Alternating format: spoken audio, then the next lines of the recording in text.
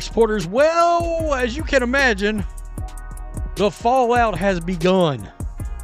The Indiana Fever are literally taking what looks like the most valuable women's athlete asset that has come around in I don't know how many years.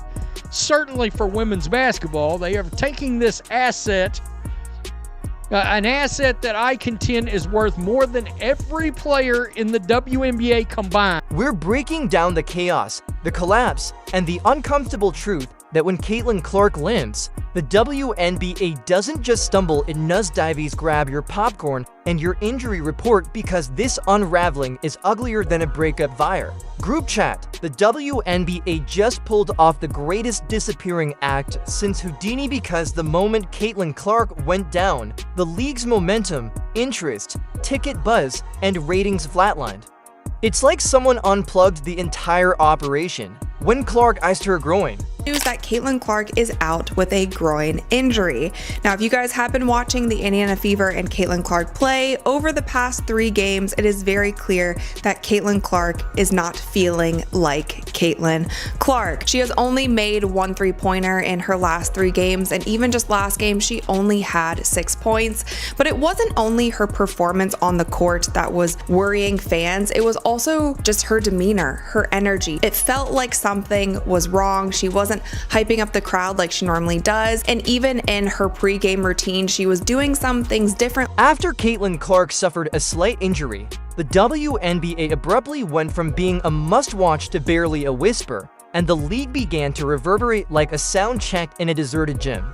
As soon as it was announced that she might miss time, you could just hear the PR staff frantically preparing a backup plan, because without Clark lighting up the court, the spotlight dims and no one else is bright enough to fill it. The WNBA don't think like we think. The WNBA ain't forced to run a business because it's subsidized. The WNBA don't have to do what most regular people have to do in order to be successful. The WNBA is trying to piss us off on purpose. Guys, the WNBA wants to go back to obscurity. The WNBA is trying their best to make sure nothing changes what this league represents. Not only did Caitlin Clark draw crowds, but she also conjured up a movement akin to a hardwood enchantress, causing venues to explode and ticket lines to form around the block as she performed turnstiles that spun like slot machines, traffic, bottlenecks, and nachos go by halftime. But when she leaves, the buzz dies, the stands empty, and ushers switch from crowd control to crossword puzzles. Start with the most important question of the day. Glad y'all are here for this one. Are you worried about Caitlin Clark long term? No, I am not. Every great athlete goes through this, particularly great athletes who are breaking barriers. And I think that Caitlin Clark is doing exactly that. And so I watched Steph Curry go through this. Okay, so it was ankle issues at the beginning of his career, raised some questions. He had to find a solution and fight his way through it. He wasn't getting beat up, but he was having physical issues. Additionally, the fans loudly observed the drop-off, which was so clear that it might have been sponsored by a reality program. With fans analyzing empty seats like they were crime scene evidence, social media became a forensic lab for viewership. Statistics: when Caitlin is on the court, the atmosphere shouts music festival. When she is not, there are plenty of chairs, little noise, and a ton of regret from people who could have stayed home and streamed a cooking show instead. So now Caitlin Clark is banged up. She will not play again tonight. So the physicality, she's getting roughed up. The league has an off season. How do we defend her? Well, it's pretty obvious how people want to defend her. They're trapping, double teaming, getting very physical, and now she's banged up. So her first 6 games, she was Caitlin Clark. In her last 3 games, she's averaging 12 a game and shooting 27%. She is not healthy. If you want Come Caitlin Clark back, please leave a like and subscribe our channel and type CC comeback in comments below. And let's talk about those ride or die fans, because the moment Clark took a break, the ride stalled and a lot of them chose. Die overnight jerseys stopped flying off the shelves, streaming numbers dipped like someone yanked the Wi-Fi cord, comment sections transformed From heated debates to ghost towns, you'd think people would rally behind the league in her absence, but no, it's like someone unplugged the entertainment value and suddenly the WNBA was asking people to care without the one person who made them care in the first place. Even more savage the reactions in real time, one fan probably still wearing there. Caitlin Hoodie recorded the Arena My Dame when she wasn't playing and the background noise sounded like a library during finals week. The camera panned across whole sections that were emptier than the league's marketing strategy without her. People weren't just disappointed, they were insulted, like they showed up to see Beyonce and got the warm-up DJ. Instead, the WNBA had one job: protect the asset. Instead, they ran her into the ground like she was on a sprint and destroy mission. Constant back-to-backs, excessive minutes target on her back every game, and then acted shocked when she got dinged up. That's like throwing your only iPhone into a volcano and being surprised when you can't fast the time anymore. But it's a tough blow not only to Caitlin because we know that she loves to be on the court. It's a tough blow for the Indiana Fever because that is their superstar. Whether she is playing to the best of her abilities or not, they are still a better team with her on the court. And it's also a huge blow to the WNBA. Whether some fans like it or not, it was proven the last time that she was out with injury that the WNBA does better when she is on the court. The WNBA ratings across the league dropped by over 50% when Caitlin Clark was out with injury, and this is obviously such a crucial time and a crucial year for the league because they go into CBA negotiations at the end of the year. And the irony, while she waits, some voices attempt to pretend that this isn't a 5-alarm fire. They talk about team balance and development as if balance fills seats and that development is a more exciting product than the only player whose name even casual fans know. Meanwhile, everyone else is scrolling through their schedule apps and canceling plans. The numbers are screaming, and it's not even subtle. You think Clark was doing a solo tour given how ticket sales are falling. 1 minute, the venue is packed and sold out, with Clark fans holding signs and yelling at the top of their lungs. The next minute, with her sidelined, you can hear individual coughs echoing through the rafters, and then there's the merchandise game, which has been hilarious to watch. Without her, vendors are moving merchandise like it's Black Friday, and those booths might as well turn into lemonade stands. Since Caitlin Clark doesn't simply play, she causes havoc and makes threes that spark online arguments. Her absence is particularly noticeable. The Caitlin Clark economy is real, and as soon as she sat down, an entire ecology became ill. In a sports world already overrun with flashier, faster, and, to be honest, more competitive options, she drives the lane like she has a grudge against physics, turning ordinary games into headline material. Without her, the league would be reduced to background noise. And I can't believe I'm coming to this conclusion. Guys, it is clear the WNBA operation itself doesn't know what it's doing. And now it's clear that the Indiana Fever does not know what it's doing. But here's the sad part, guys. This ain't on accident. This is on purpose. However, some naive defenders continue to act as though this is a small oversight and that supporters should be thrilled about it anyhow.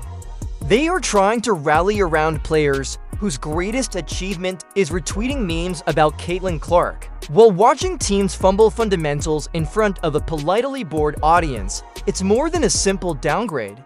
It's similar to being informed that going from gourmet to stale vending machine treats is the same thing. The league's attempt to spin the fallout is even more ridiculous now that everyone is pushing narratives about the bigger picture and team identity. The Titanic was just a cruise with a surprise ending, and people tuned in because Caitlin Clark was redefining what watchable women's basketball looked like.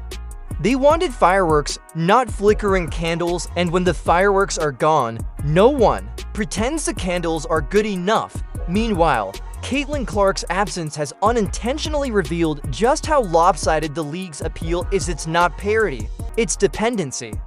Without her, it turns out that many of those ships weren't floating. They were just fortunate to be in the splash zone. Every great athlete you can think of were coming in. If there were great expectations, there were hurdles that they had to overcome. And so I agree. I think she's had a lot on her plate. This is not Iowa. This is not Kansas anymore, Toto.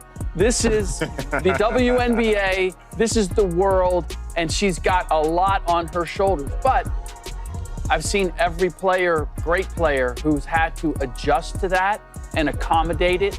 And I have no doubt that she will do that, whether it's physical and now, or with mental. her sideline, the water's gone, and everything looks smaller, quieter, less urgent, like a concert. After the headliner leaves and the backup guitarist's cousin takes over, and then there's the funniest part of all the way other players are handling it instead of rallying. Some seem oddly relieved, like the spotlight might finally shift. Bad news, it didn't. The spotlight just turned off. No one's rushing to buy courtside seats for a gritty team effort or a scrappy defensive battle. Fans want the unicorn, and when she's not there, it turns out the magic show.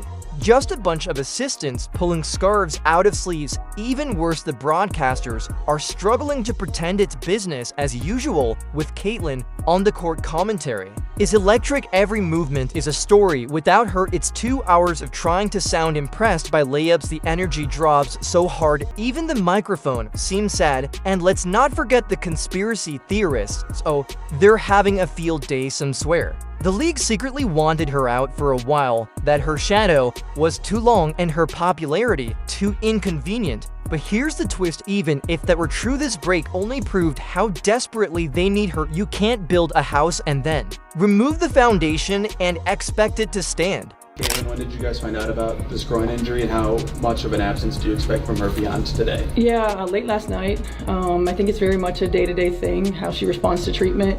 I stay in my lane and let our strength and conditioning and our physical, our AT staff do what they do best. But yeah, I found out late last night, and then we'll treat it day to day. Back-to-back a factor at all with that?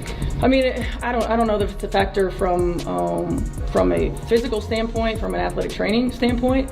Certainly in my mind, it is. But at the same time, she's shown that she's tough and she's a quick healer. So we'll see. Was it something? Now, whether you like her or not, Caitlin Clark is the main attraction, the one gluing eyes to screens and cheeks to arena seats.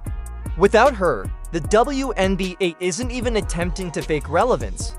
Instead, it's just hoping that people don't switch the channel before halftime, because the reality is harsh and loud. Everyone is waiting for a comeback, the next highlight, and for her to stop icing her injury and to start icing defenders again. When Caitlin Clark sits, everything else falls apart. There is no bubble wrap, no special protection, not even a metaphorical helmet. For endless minutes, officials and fouls stare into space like someone unplugged their internal radar. She is pushed, slammed, and dragged across the court like it's an MMA undercard. And the representative blinks, drinks coffee, and may even whistle, but not for the halftime foul. I'm keeping it real. All right, that's the draw. That's the aura. That's the brand. She is the WNBA. I've said, I contend she ought to be, her three-point shot should have already been changed. That should be the logo of the WNBA. Of course, the old school WNBA fans, all about this many of them that existed. That makes them furious. I don't care. Y'all can keep trying to gatekeep this league all you want. I don't care. They're trying to take this asset. Stephanie White seems to be completely in over her head. Once again, Jason Whitlock said it the other day, and I pointed right at my television screen, which is over to the right of me, when I was watching Whitlock, and he said they need to hire an NBA coach like Mark Jackson. It seems that if you're a rookie with a whole billion-dollar public relations campaign behind you, you also have to eat elbows like it's part of the training manual.